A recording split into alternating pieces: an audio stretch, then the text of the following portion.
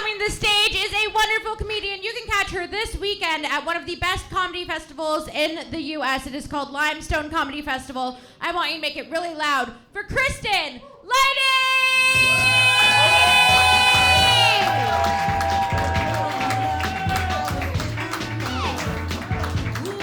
Oh my God, keep it going for Jackie. Hell yeah. I'm Kristin. I just cut bangs. I'm legally obligated to tell you I'm mentally unwell. Yeah, hell yeah. Hell yeah. I went to Vegas last week. Pretty exciting. Yeah. Anybody ever been? Yeah. It's a good time. I went to the Venetian, the Bellagio. It felt like being in Europe, but sticky, you know? So I'm a sober person. I just hit 5 years sober. Yeah. Thank you. Your polite applause feels just as good as getting drunk used to.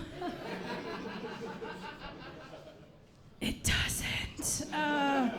Yeah, I moved back home to Green Bay, Wisconsin to get sober, which is a sentence no one has ever said before.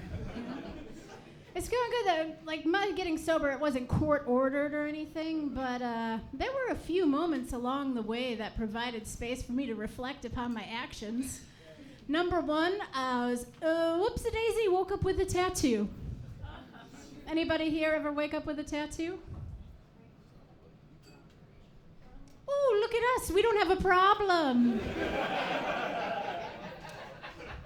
Thought you were cool, Chicago, whatever. And then the other thing that happened is I said the phrase, I didn't start this fight, but I'll finish it. At the farmer's market. I was like, okay, maybe it's time to calm down, but like, don't cut in line, you know? I will cut a bitch. Yeah, so sober dating. Ooh, yeah, that's a new level of hell, wow. Turns out alcohol was doing most of the heavy lifting. Yeah, as my motto used to be, drink till he's fun. Or you black out. Either way, you'll scream Bob Seger songs in his face. So that's what my parents taught me courtship is. But yeah, so sober dating. I joined soberandsingle.com up in Green Bay, and it's just me.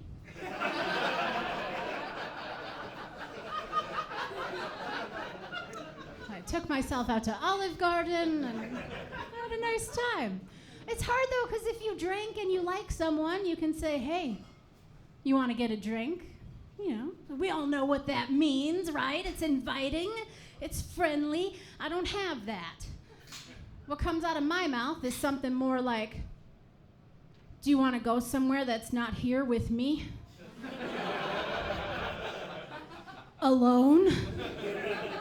Oh, that sounds like I make a suit out of his skin. Yeah.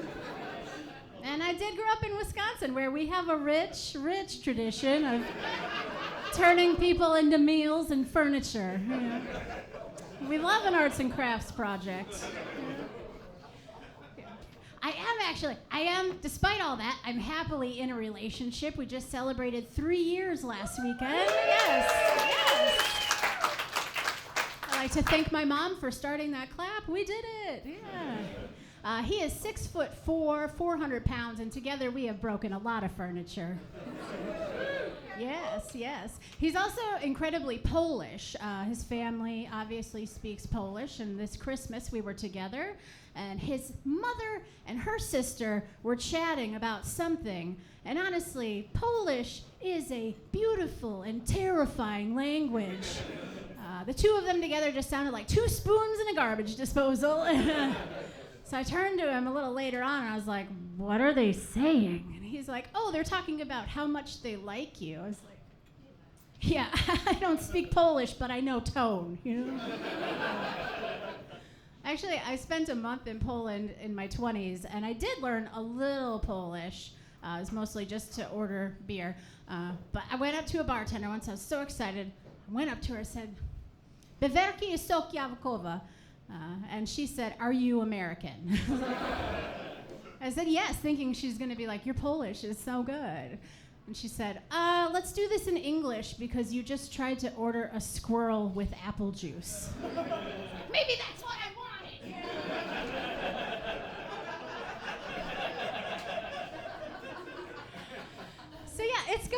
good with the new partner. The thing is, I think we get along well because he doesn't really drink. Like, he kind of drinks. Sometimes he'll have one. Sometimes when we're out, he'll even leave half a drink sitting, you know? Like, we're going to leave, and he'll have half a drink there. And I just turn into, like, one of the gods from Mortal Kombat. I'm just like, finish it! So despite all my weird quirks, we're doing well, you know? I had a cousin who recently did some genealogy searching and found out our great-great-grandfather came here from Norway and proceeded to get multiple DUIs on his bicycle. It's like, oh, this shit's absolutely genetic. Okay. I really like the name Lytie, though. I think it's unique. Not a lot of people have it. It's a good, strong name. Kristin, though, that name, I didn't like that name ever, really. It sounded so matronly and boring, especially when my mom would call me when I was little. Coming out of her mouth, it sounded more like, Chris, you're late for your shift at the mill. You know? It's like, ugh, I hated it, you know? I wanted something feminine, flirty, and fun, right? I wanted more than anything for my name to be Heather. We know Heather, right? We have seen every 80s movie. Heather. Heather is blonde. Heather drives a Corvette. Heather is a real cool slut. Any Heathers here tonight? No, they're out doing cool slut shit. But yeah, no Heathers in my family, no Brittany's, Tiffany's, Amanda's, nothing like that. I come from a long line of sturdy Midwestern women. Yeah. In my family, we have Agnes, Bernice, Martha. Yeah, you break into Martha's house, you're not coming out. Yeah, I come from a long line of very sturdy women who work the earth, you know? And I was born with this body. In 5th grade, me and my mom shared clothes. That shouldn't have happened. Every picture of me as a little kid, I'm just leaning in like a little linebacker, like, what you got? Let's do this. Once when I was having sex with a man, he said, "You're so strong, you're like an ox." Good day, sir. Good day. But yeah, so I feel like we're getting intimate. I'll just go full into it. Also, born with the rack of a 40-year-old woman. Like, didn't know that was a thing that could happen. All my little classmates, you know, they had tits, right? I had tits. Didn't feel fair. They got to wear these bras that were like the cutest things you've ever seen. They were like made out of tissue paper, frilly, pink, flowers, hearts. I got taken to a seedy back room of Kohl's, where an elderly woman with a cigarette out of the corner of her mouth just yelled out, "Bring me the device!" And she brought it out. It was beige. There was a lot of hooks and wires, and they put one of my little arms through each loop, and she put her foot up on my back, and they yanked it up. And, I've been wearing it ever since. It's more of a back brace, really. Yeah. But the thing is, 2018, I got divorced, and I entered this hellscape nightmare of online dating. Y'all have been in for a while? Ooh, where men just ask for nudes like nothing, right? And I had this one really pushy guy. He was like, "Well, if you don't want to send a nude, how about a tasteful pic of you in your bra?" And I was like, it is the same bra your grandma wears. You will feel conflicted about that erection, my friend.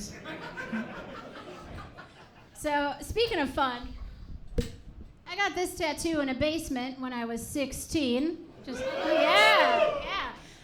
you know, people like to ask me, "Kristin, what does your tattoo mean?" And I think it means my parents weren't paying attention. Thank you. I'm Kristin.